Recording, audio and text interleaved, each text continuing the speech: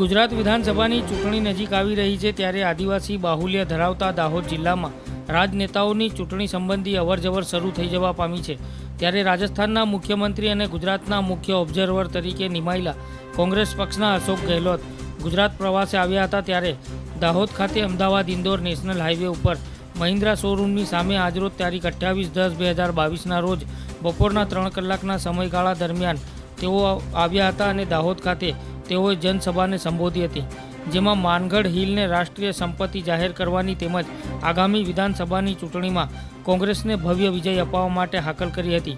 આ જનસભામાં રાજસ્થાનના મુખ્યમંત્રીએ પ્રધાનમંત્રી નરેન્દ્ર મોદી અને ગૃહમંત્રી અમિત શાહ તેમજ ભાજપના નેતાઓને આડે હાથે લીધા હતા અને જણાવ્યું હતું કે ગુજરાતમાં આગામી સમયમાં યોજાનારી વિધાનસભાની ચૂંટણીમાં કોંગ્રેસની સરકાર બનવા જઈ રહી છે તેવી માહિતી પણ પ્રતિક્રિયા સાથે રાજસ્થાનના મુખ્યમંત્રી અશોક ગેહલોત દ્વારા અપાઈ હતી।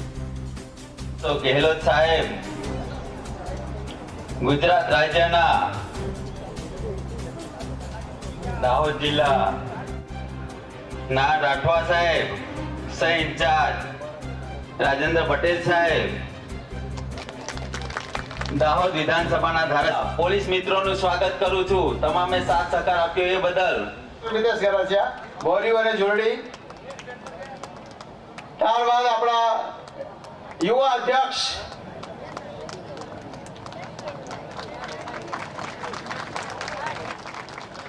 લોકસભાના એઆઈસીસીના આપણા ઇન્ચાર્જ ચેતનભાઈ નરવાલ, અશોક ગેહલોત સાહેબનું સ્વાગત કરવામાં આવી રહ્યું છે। ચંદ્રિકાબેન પણ હવે ગરબા ડાકા આવશે। ચૂંટણી આવે છે 2022ની, એમાં કોંગ્રેસની સરકાર બને અને દાહોદ જિલ્લાની શહેર છે કોંગ્રેસ પક્ષના ખાતામાં જાય એવી સૌને અપીલ કરું છું। તમામ ફ્રન્ટલના વડાઓ, તમામ राजस्थान થી पधारेला अम्बेडकर साहब ने बनाया संविधान और आज 70-75 साल हो गए हैं, आज भी वोटों का राज कायम है। लोकतंत्र जिसको कहते हैं, लोकतंत्र।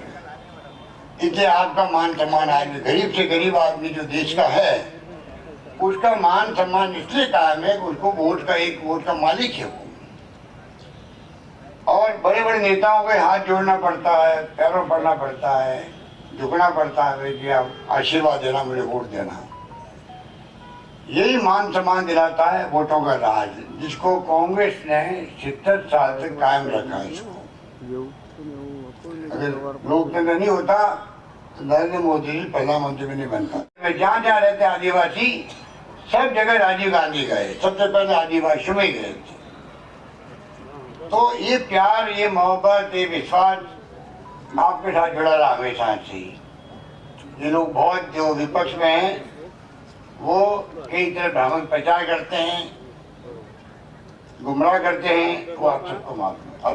तो ये रिश्ता जो आपका है, अब 27 साल हो गए हैं बीजेपी को गुजरात में। 27 साल किसे कहते हैं? गुजरात मॉडल की बात की गई, पता नहीं कौन सा मॉडल था मोदी जी का, अब उस मॉडल की पोल खोल रही है। आज 27 साल में क्या हुआ आप सबको मालूम है। क्यों बदलनी पड़ी? अभी रघु समाजी कह रहे थे हिंदुस्तान के इतिहास में पहली बार ये गवर्नमेंट चल रही थी, सरकार में मंत्री मुख्यमंत्री होते हैं, के बाद रिश्वत भी होता है। कुछ मंत्री हटते भी हैं, कुछ नए आते भी हैं। ऐसा कभी नहीं हुआ पूरा मंत्रिमंडल मुख्यमंत्री सहित उनको घर बिठा दिया गया हो और सब नए मंत्री मुख्यमंत्री आ गए।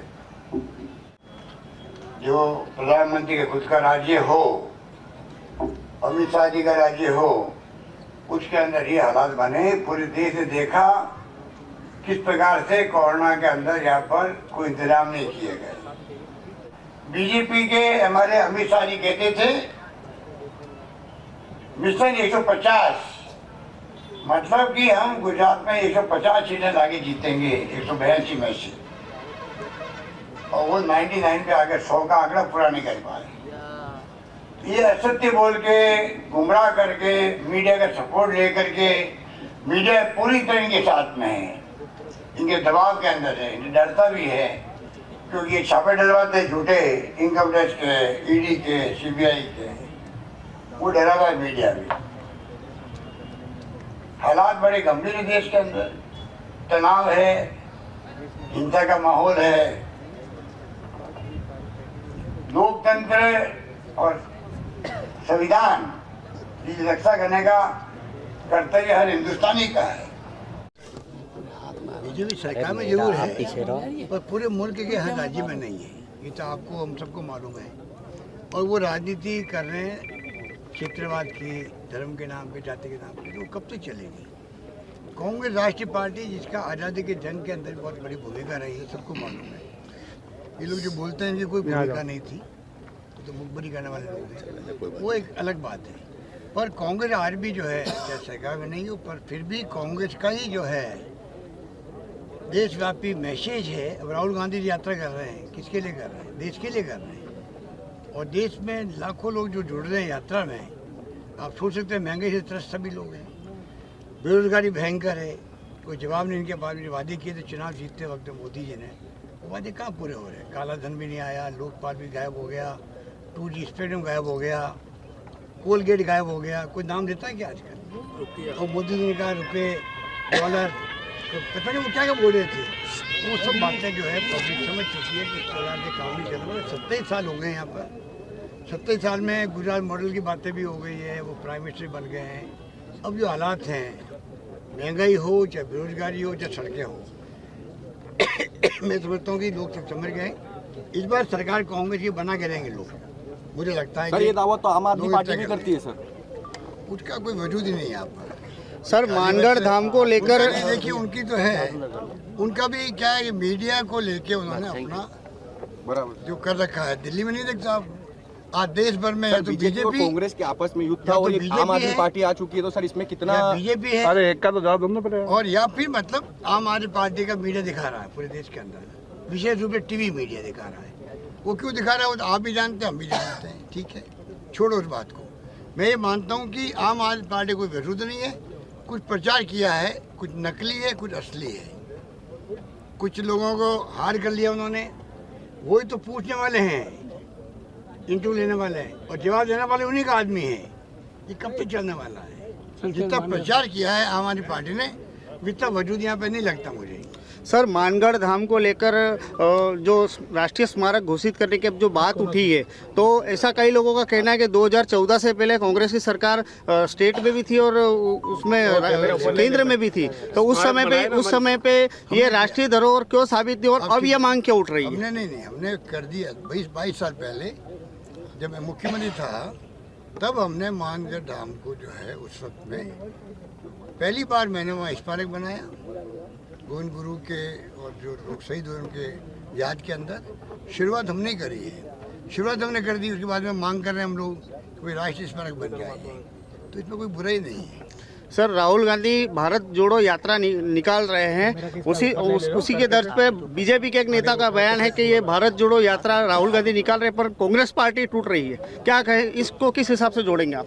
देखिए, ये सब इन बातों में ज़्यादा तवज्जो नहीं देनी चाहिए, क्योंकि जो बोलने वाले हैं उनकी खुद की कोई क्रेडिबिलिटी नहीं है, तो वो बोलते हैं, हम क्या जवाब दें उनको? कोई जरूरत नहीं जवाब देने की। राहुल गांधी निकल पड़ा है, कारवां चल पड़ा है पूरे। जब मैं खुद जाके आऊँ 4 बार, तो जो लोग लाखों की संख्या में आ रहे हैं, ऐसे ही नहीं आ रहे हैं। वो प्यार से, मोहब्बत से, बुजुर्गों से, नौजवानों से, बच्चों से सब बात कर रहे हैं। उससे बीजेपी बेचैन हो गई है, और राष्ट्रीय पार्टी दूसरी है, आपके आम आदमी पार्टी पे सब डिस्टर्ब हो गई है, इसलिए राहुल गांधी पे अटैक कर रहे हैं। सर जो राष्ट्रीय स्मारक जाहिर कर रहे हैं, क्या ये ट्राइबल वोट लेने के लिए कांग्रेस मांग कर रही है क्या? हम तो पहले से ही कर रहे हैं भैया, चुनाव तो कल आए हैं। सर ये अंतिम सवाल है कांग्रेस के, वो आज जो नहीं वो हर वक्त सब लोग आए हम लोग एक्सपेक्ट भी नहीं करते हैं, ना आना चाहिए। जो आदमी जहाँ लगा हुआ अपना काम करे, हमें चुनाव जीतना है। ले जाऊँ